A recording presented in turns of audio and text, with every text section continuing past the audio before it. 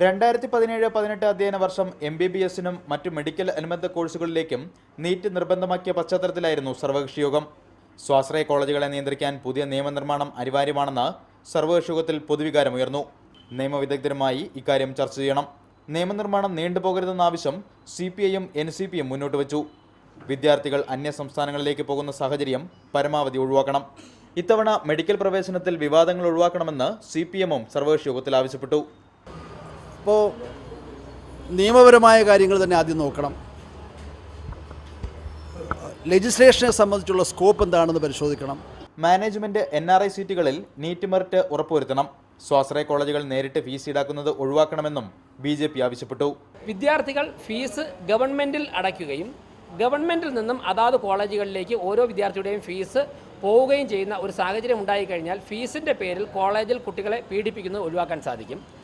Fees ഘടന സംബന്ധിച്ച വിശദമായ ചർച്ചകൾ യോഗത്തിൽ ഉയർന്നില്ല. എന്നാൽ സാമ്പത്തികമായി പിന്നാക്കം നിൽക്കുന്നവർക്ക് ഫീസ് ഇളവിൻ്റെ ആനുകൂല്യം നഷ്ടമാകരുതെന്നും നിർദ്ദേശമുയർന്നു. മുഴുവൻ സീറ്റുകളിലെയും പ്രവേശനം സർക്കാർ നടത്തുമ്പോൾ വ്യത്യസ്ത ഫീസ് ഘടന എങ്ങനെ പ്രാവർത്തികമാകുമെന്നതാണ് സർക്കാരിന് മുന്നിലുള്ള വെല്ലുവിളി.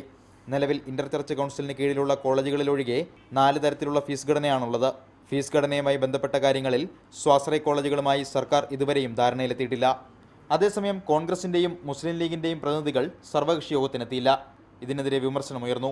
എന്നാൽ അവരെ സർവകക്ഷി യോഗത്തിലേക്ക് ക്ഷണിച്ചിരുന്നതാണെന്ന് മുഖ്യമന്ത്രി വിശദീകരിച്ചു. റിപ്പോർട്ടർ, തിരുവനന്തപുരം.